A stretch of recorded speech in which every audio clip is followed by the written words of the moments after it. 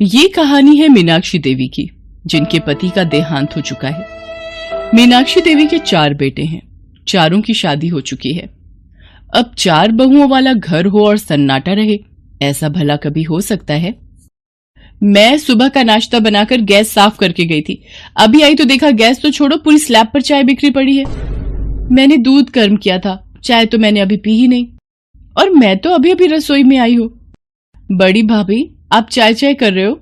सुबह जो चटनी के लिए धनिया साफ करते करते ढेरों डंडियां फर्श पर गिरी थी, वो भी किसी ने साफ नहीं की। ये देखो, झाड़ू में कूड़ा कम और धनिया की डंडियां ज्यादा हैं। अब तो साफ हो गया कि तुमने ही चाय गिराई है।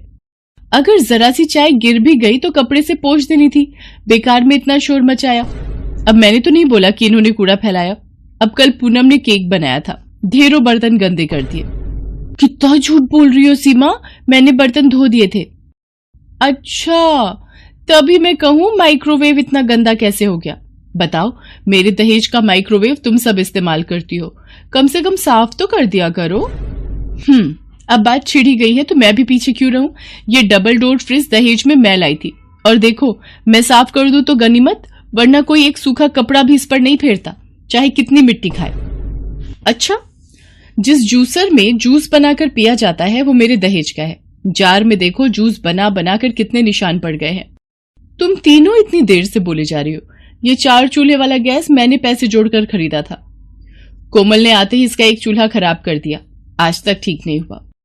चारों बहुओं ने आपस में लड़ना शुरू कर दिया और उनका शोर मीनाक्षी देवी के कमरे तक पहुंच गया। वो गुस्से में उठकर रसोई में आती है। अरे क्या हो गया? तुम सबने पूरे घर को सिर पर उठा रखा है। इतनी लड़ाई, इतना कलेश, जब देखो तुम चारों आपस में लड़ती रहती हो। पड़ोसियों तक आवाज पहुंची तो बातें बनाएंगे, सब मुझे ही बोलेंगे कि मीनाक्षी देवी, आपकी बहुओं की लड़ाई का शोर मोहल्ले में पहुंचता है। कितनी बार कहा है आपस में मत झगड़ा करो, चलो चारों अपना अपना काम करो। मैं तो अब चने की दाल ही बनाऊंगी, देखती हूँ मूंग की दाल कैसे बनती है। ठीक है, तो फिर मैं अपने लिए पनीर की भुर्जी बना लूंगी। अरे वाह, ऐसे कैसे? वो पनीर तुम्हारे भैया से रात के लिए मंगवाया है, वो दुकान जाते हुए दे गए थे। रात को पालक पनीर की सब्जी बनानी है, उसमें वो पनीर डलेगा। बस भी करो, अब पनीर पर युद्ध छेड़ दोगी क्या? मैं मंदिर जा रही हूँ, रास्ते में और पनीर खरीदती लाऊंगी। अभी जिसको उस पनीर से जो बनाना है बना ले, कम से कम लड़ाई तो नहीं करोगी। चारों बहुओं की लड़ाई देखकर मीनाक्षी देवी घबरा गई थी। बात अभी रसोई की लड़ाई तक थी, अगर मोहल्ले में पहुंचती तो बदनामी होने का खतरा था। इसलिए मीनाक्षी देवी ने बात को घर में ही संभालना सही समझा और एक उपाय मिल ही गया, जिसे सुनकर चारों बहुएं घबरा गईं। मीनाक्षी देवी ने फैसला लिया कि अब वो चारों बहुओं की रसोई अलग कर देंगे, और जब तक चारों की अलग रसोई बनकर तैयार नहीं हो जाती, उन चारों को आपस में बात करने के लिए भी मना कर दिया था। अब चारों भले ही लड़ती थीं, पर जरूरत के वक्त एक दूसरे से बात भी करती थीं। अब तो कोई बात भी करना चाहे तो सास के खौफ से घबरा जाए, ये हालत हो चुकी थी। देखिए भैया, मुझे ऊपरी मंजिल पर 2 रसोई और 1 रसोई सामने आंगन में बनवानी है, और बड़ी बहू तुम इसी रसोई को संभालोगी। और मैंने भी सोच लिया है, तुम चारों की रसोई अलग करके मैं अपने लिए एक छोटा चूल्हा खरीद लूंगी और उसे अपने कमरे में रख लूंगी। मेरा क्या है, 2 रोटी तो बनाकर खानी है, खुद से बना लूंगी। मम्मी, मुझे सोनू, दीपा, ध्रुव के साथ खेलना है। लड़ाई तो आपकी हुई है, फिर दादी ने हमें बात करने से क्यों मना कर दिया?